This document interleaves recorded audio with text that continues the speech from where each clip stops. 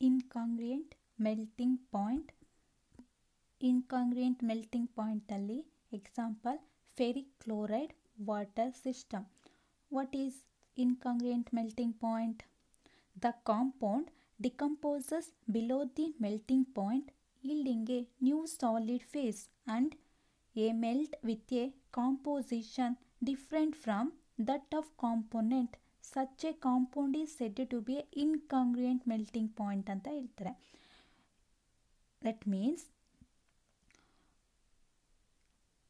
ಒಂದು compound melting ಪಾಯಿಂಟ್ಗಿಂತ below decomposition ಆಗಿ ಒಂದು ನ್ಯೂ ಸಾಲಿಡ್ ಕಾಂಪೌಂಡ್ ಫಾರ್ಮ್ ಆಗುತ್ತೆ.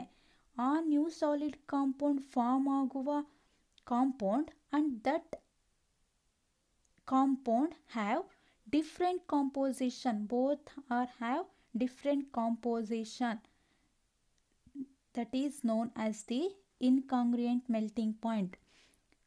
ಡಿಫ್ರೆಂಟ್ ಕಾಂಪೋಸಿಷನ್ ಅಂದರೆ ನಾವು this is the example for two component system. So ಅಲ್ಲಿ ಎರಡು ಕಾಂಪೋಸಿಷನ್ ಇದ್ದೇ ಇರುತ್ತೆ. ಸೊ ಈಗ example ferric chloride water system ತಗೊಳ್ಳೋಣ.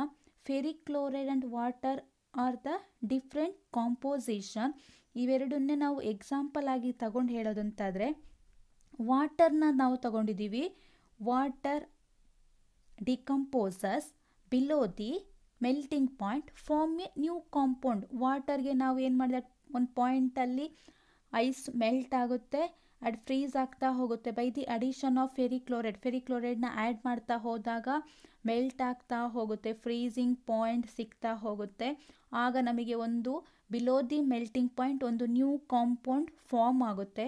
ಫಾರ್ಮ್ ಆದಂತಹ new compound and compound first ತಗೊಂಡಿರುವಂತಹ compound both are different composition, that is known as the incongruent melting point. ಇದರಲ್ಲಿ ನೆನಪಿರುವಂಥದ್ದು ಬಿಲೋ ದಿ ಮೆಲ್ಟಿಂಗ್ ಪಾಯಿಂಟಲ್ಲಿ ಕಾಂಪೌಂಡು ಡಿಕಂಪೋಸ್ ಆಗುತ್ತೆ, ಆಗಿ ನ್ಯೂ ಸಾಲಿಡ್ ಫೇಸ್ ಫಾರ್ಮ್ ಆಗುತ್ತೆ. Form ಆದಂತಹ ನ್ಯೂ ಸಾಲಿಡ್ ಫೇಸ್ ಮತ್ತು ಆ compound have different composition. Such compound is known as incongruent melting point. Example is ferric chloride water system. Ferric chloride water system is a example of incongruent melting point.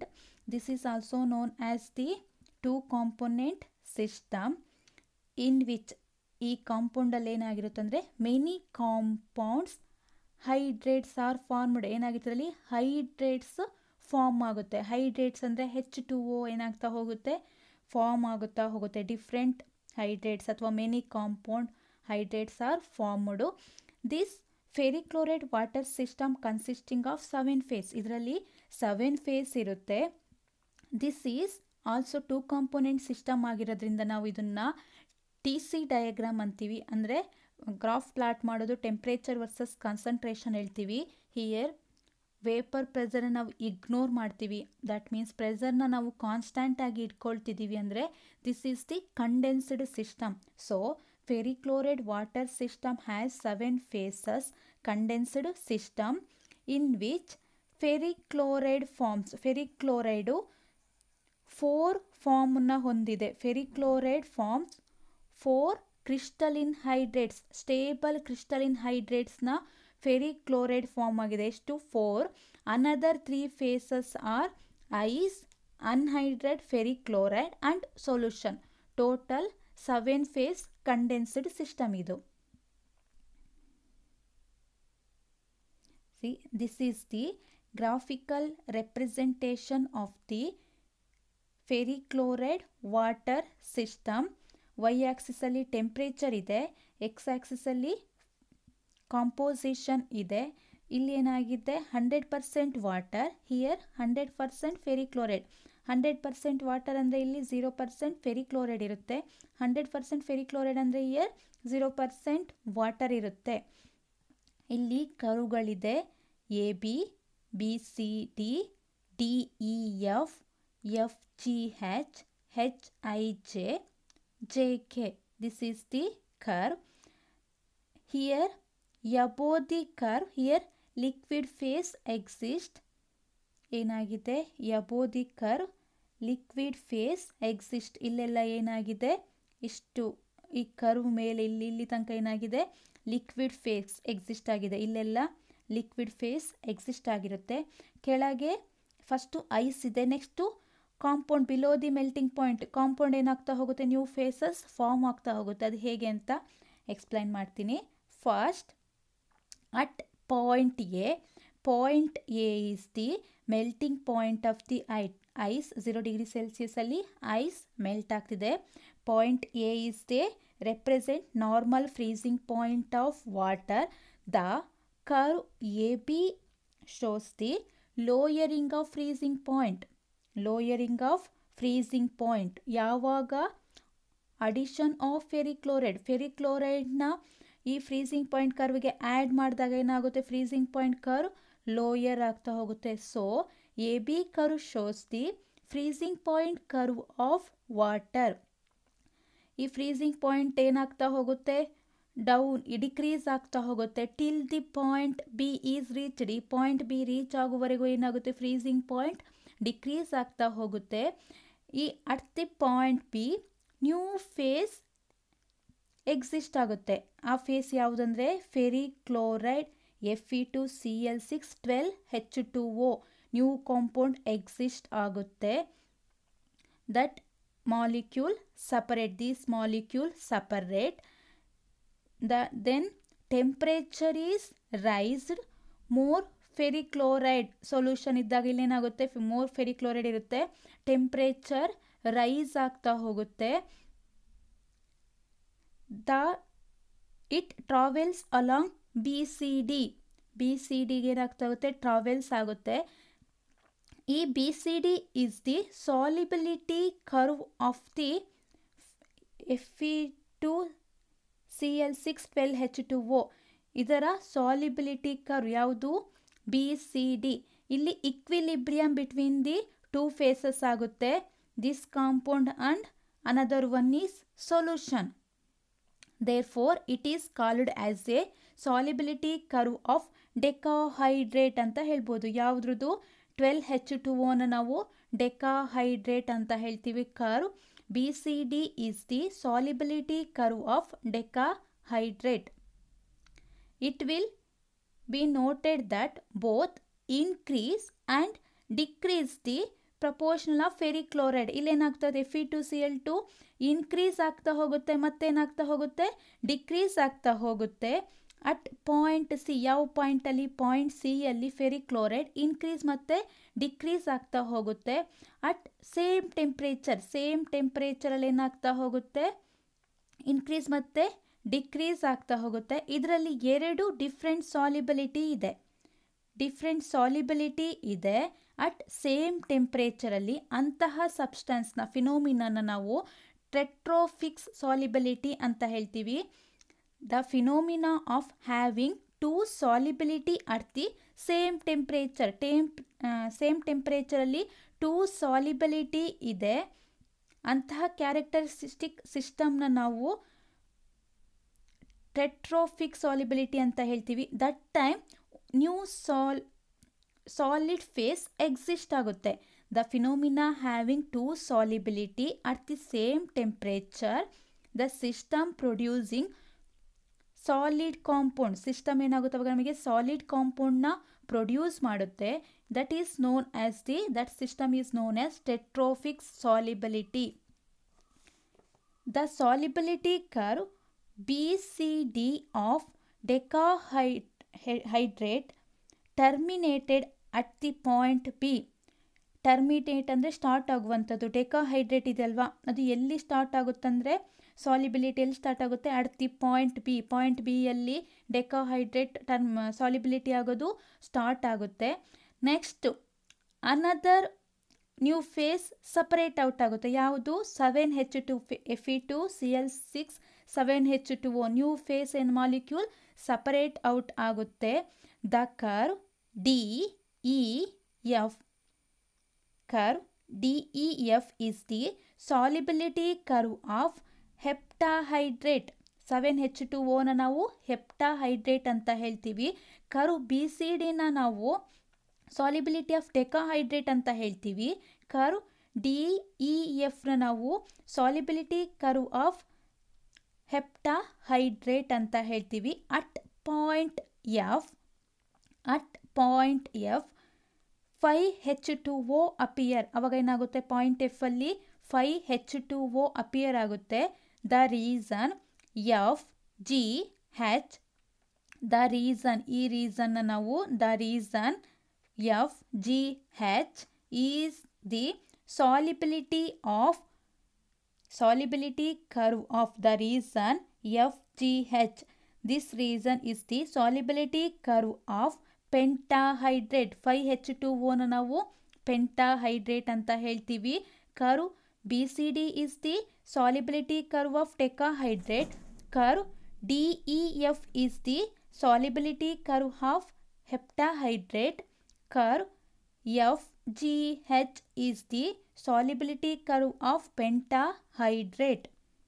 The point, ಅವಾಗ ಏನಾಗುತ್ತೆ, point ಹೆಚ್ ಅಲ್ಲಿ ಏನಾಗುತ್ತೆ, point ಹೆಚ್ ಅಲ್ಲಿ 4H2O appear ಆಗುತ್ತೆ. At point H 4H2O separates ಆಗುತ್ತೆ, molecule separate ಆಗುತ್ತೆ.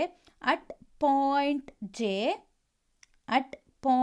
J set ferric chloride appear. ಈ point J ಅಲ್ಲಿ ಏನಾಗುತ್ತೆ, ಫೆರಿಕ್ಲೋರೈಡ್ ಅಪಿಯರ್ ಆಗುತ್ತೆ. Curve JK is the solubility curve of anhydrous ferrichloride Fe2Cl6 ಆಗುತ್ತೆ. ಯಾವುದು, curve JK is the solubility curve of anhydrous ferrichloride. This is the different curves. Along the curve AB, BCD, DEF, FGH and JK, one solid phase. ಪ್ರತಿ ಒಂದರಲ್ಲೂ one solid phase and one liquid phase exist ಆಗುತ್ತೆ. Then reduced phase rule ಏನು ಹೇಳ್ಬೋದು ನಾವು, reduced phase rule F' is equal C-P+1 ಅಂತ ಹೇಳ್ತಿದ್ವಿ. Reduced ಅದರಿಂದ 1 ಆಗುತ್ತೆ. Component is 2, phase is 2, therefore 2 - 2 +1 +2 -2 cancel ಆಗುತ್ತೆ, remaining is 1. So curve AB, BCD, DEF, FGH and JK ಅಲ್ಲಿ ಏನಾಗಿರುತ್ತೆ, ದೇ ಆರ್ ಮೋನೋ ವೇರಿಯಂಟ್ ಆಗುತ್ತೆ. Hence the system ice solution, decahydrate solution, heptahydrate solution. ಅಂದರೆ equilibrium ಹೇಳ್ತಿರೋದು ಸಿಸ್ಟಮಲ್ಲಿ ಏನಾಗಿರುತ್ತೆ, ಐಸ್ ಸೊಲ್ಯೂಷನ್ ಆಗಿರ್ಬೋದು, ಡೆಕಾಹೈಡ್ರೇಟ್ solution ಆಗಿರ್ಬೋದು, ಹೆಪ್ಟಾಹೈಡ್ರೇಟ್ ಸೊಲ್ಯೂಷನ್ ಆಗಿರ್ಬೋದು, pentahydrate solution, tetrahydrate solution or ferrichloride solution represented by the various curve or monovariant. ಈ curves ಎಲ್ಲ ಏನಾಗಿರುತ್ತೆ, ಮೋನೋವೇರಿಯಂಟ್ ಆಗಿರುತ್ತೆ. 2 phases, solid phase, another one is liquid phase exist ಆಗಿರುತ್ತೆ. ಸೊ ರೆಡ್ಯೂಸ್ಡ್ ಫೇಸ್ ಎಷ್ಟಾಗಿರುತ್ತೆ, 1 monovariant. Next the congruent melting point at point C ಇದಲ್ವಾ, ಇದೆಲ್ಲ congruent at point C, E, G, I ಇದೆಲ್ಲ ಏನಾಗಿರುತ್ತೆ, congruent melting point. The point C, E, G, I, the composition of the solution in equilibrium with respect to hydrates is identical. ನಮಗೇನಾಗುತ್ತೆ ಅಲ್ಲಿ hydrates ಎಲ್ಲ ಸಿಗ್ತಾ ಹೋಗುತ್ತೆ ಅಲ್ವಾ, ಇದೇನಾಗಿರುತ್ತೆ identical. Definition of congruent melting ಪಾಯಿಂಟಲ್ಲಿ ಹೇಳಿದ್ದೆ ಏನಾಗುತ್ತೆ, ಲಿಕ್ವಿಡ್ ಫೇಸ್ ಫ್ರೀಸಿಂಗ್ ಪಾಯಿಂಟ್ನ ಮ್ಯಾಕ್ಸಿಮಮ್ ಪಾಯಿಂಟಲ್ಲಿ ಏನಾಗ್ತಾ ಹೋಗಿರುತ್ತೆ, ಅಟ್ ಪರ್ಟಿಕ್ಯುಲರ್ ಟೆಂಪ್ರೇಚರಲ್ಲಿ ಫ್ರೀಸಿಂಗ್ ಪಾಯಿಂಟ್ನ ಮ್ಯಾಕ್ಸಿಮಮ್ ಪಾಯಿಂಟಲ್ಲಿ ಲಿಕ್ವಿಡ್ ಮತ್ತು ಸಾಲಿಡ್ ಫೇಸ್ ಏನಾಗಿರುತ್ತೆ, ಕಾಂಪೋಸಿಷನ್ ಐಡೆಂಟಿಕಲ್ ಆಗಿರುತ್ತೆ ಅಂತ ಹೇಳಿರೋದು. ಅದು definition of congruent melting point. Since solid ಫೇಸ್ಗಳ ಯಾವ್ಯಾವುದು, ಹೈಡ್ರೇಟ್ಸ್, ಇದೆಲ್ಲ ಸಾಲಿಡ್ ಫೇಸ್ಗಳು ಹೈಡ್ರೇಟ್ಸ್. ಮತ್ತು ಲಿಕ್ವಿಡ್ ಫೇಸ್ ಇಲ್ಲಿರುವಂತಹ solution are identical at the congruent melting point. ಇದರಲ್ಲಿ ಏನಾಗಿರುತ್ತೆ, ಲಿಕ್ವಿಡ್ ಫೇಸ್ ಮತ್ತು ಹೈಡ್ರೇಟ್ಸ್ಗಳು ಐಡೆಂಟಿಟಿ ಆಗಿರುತ್ತೆ. So it has phases. ಎಷ್ಟು ಫೇಸ್ ಇರುತ್ತೆ? 2 ಫೇಸ್. ಒಂದು solid phase, another one is liquid phase. Then reduced phase rule ಏನಾಗಿರುತ್ತೆ? ಏನಾಗಿರುತ್ತೆ? 2 ಫೇಸಸ್ ಇರುತ್ತೆ. ಕಾಂಪೊನೆಂಟ್ ಎಷ್ಟಿರುತ್ತೆ ಇಲ್ಲಿ ಹೇಳಬೇಕಾದ್ರೆ? ಕಾಂಪೊನೆಂಟ್ ಈಸ್ 1 ಕಾಂಪೊನೆಂಟ್ ಇರುತ್ತೆ. ದೆನ್ ಡಿಗ್ರಿ ಆಫ್ ಫ್ರೀಡಮ್ ಎಷ್ಟಾಗಿರುತ್ತೆ? 0 ಮೀನ್ಸ್ ನಾನ್ ವೇರಿಯಂಟ್ ಆಗಿರುತ್ತೆ. ದ ಯುಟೆಕ್ಟಿಕ್ ಪಾಯಿಂಟ್ ತಗೊಳ್ಳಿ. ಯುಟೆಕ್ಟಿಕ್ ಪಾಯಿಂಟ್ ಅಂದರೆ ಯಾವುದು? ಬಿ, ಒ, ಎಫ್, ಹೆಚ್ ಮತ್ತು J. The phase diagram of the system could be split into 5 simple eutectic. 1 2 3 4 5 eutectic point ಇರುತ್ತೆ. Eutectic point ಅಂದರೆ ಏನು ಅಂತ ಹೇಳಿದ್ದೀನಿ. ಪಾಯಿಂಟ್ ಎ ಅನ್ನೋದು ಮೆಲ್ಟಿಂಗ್ ಪಾಯಿಂಟ್ ಆಫ್ ಐಸ್ ಆಗಿರುತ್ತೆ. C represent the congruent point of decahydrate ಆಗಿರುತ್ತೆ. Next ಈ ಯುಟೆಕ್ಟಿಕ್ point ತಗೊಂಡ್ರೆ ಇದರಲ್ಲಿ ಎಷ್ಟು ಫೇಸಸ್ ಇರುತ್ತೆ? ಈಚ್ ಫೇಸಲ್ಲಿ 3 ಫೇಸಸ್ ಇರುತ್ತೆ. ಒಂದು 2 solid, 1 ice, another is decahydrate solution. Each eutectic point has 3 phases. Then reduced phase rule ನಮಗೆ ಏನು ಸಿಗುತ್ತೆ? ನಾನ್ ವೇರಿಯಂಟ್ ಆಗಿರುತ್ತೆ. ಯುಟೆಕ್ಟಿಕ್ ಪಾಯಿಂಟ್ ಇಲ್ಲಿದೆ ಅಲ್ವಾ? ಪಾಯಿಂಟ್ ಬಿ ಯಲ್ಲಿ ಇದು ಎಷ್ಟು ಟೆಂಪ್ರೇಚರಲ್ಲಿ ಇರುತ್ತೆ ಅಂದರೆ, ಎಷ್ಟು ಟೆಂಪ್ರೇಚರಲ್ಲಿ ಆಗಿರುತ್ತೆ ಅಂದರೆ -55 ಡಿಗ್ರಿ ಸೆಲ್ಸಿಯಸಲ್ಲಿ. ಯುಟೆಕ್ಟಿಕ್ ಪಾಯಿಂಟ್ ಅಂದರೆ ಲಾಸ್ಟ್ ಇದರಲ್ಲಿ ನೋಡಿದ್ವಿ ಏನಂತ ಮೀನಿಂಗು. ಪಾಯಿಂಟ್ ಬಿ ಎಷ್ಟು ಯುಟೆಕ್ಟಿಕ್ ಟೆಂಪ್ರೇಚರ್, ಡೆಕಾಹೈಡ್ರೇಟ್ ಯುಟೆಕ್ಟಿಕ್ ಟೆಂಪ್ರೇಚರ್ ಎಷ್ಟಿರುತ್ತೆ? -55 ಡಿಗ್ರಿ ಸೆಲ್ಸಿಯಸ್. ಪಾಯಿಂಟ್ ಡಿಗೆ ಏನಾಗಿರುತ್ತೆ ಅಂದರೆ ಯುಟೆಕ್ಟಿಕ್ ಇದರಲ್ಲಿ ಟೆಂಪ್ರೇಚರ್ 27.4 ಇರುತ್ತೆ. ಯುಟೆಕ್ಟಿಕ್ ಪಾಯಿಂಟ್ ಎಫ್ ಅಲ್ಲಿ 30 ಡಿಗ್ರಿ ಇರುತ್ತೆ. ಎಫ್ ಅಲ್ಲಿ 30 ಡಿಗ್ರಿ ಸೆಲ್ಸಿಯಸ್ ಇರುತ್ತೆ. ಹೆಚ್ಚಲ್ಲಿ 55 ಡಿಗ್ರಿ ಸೆಲ್ಸಿಯಸ್. ಜೆಯಲ್ಲಿ 60 degree Celsius. ಈ ಕರ್ವಲ್ಲೇ ಗೊತ್ತಾಗ್ತಿದೆ ನೋಡಿ, 0 ಡಿಗ್ರಿ ಸೆಲ್ಸಿಯಸ್ಗಿಂತ ಏನಿದೆ ಇದು ಅಪ್ಪರಲ್ಲಿದೆ. ಸೊ ಇದೆಲ್ಲ ಯುಟೆಕ್ಟಿಕ್ ಪಾಯಿಂಟ್. ಯಾವ ಟೆಂಪ್ರೇಚರ್, ಯುಟೆಕ್ಟಿಕ್ ಟೆಂಪ್ರೇಚರ್ ಎಷ್ಟು ಕೇಳ್ಬೋದು. ಇದೆಲ್ಲ eutectic temperature of the eutectic point. Eutectic ಪಾಯಿಂಟಲ್ಲಿ reduced phase rule non variant ಆಗಿರುತ್ತೆ. This is about the ferric chloride water system.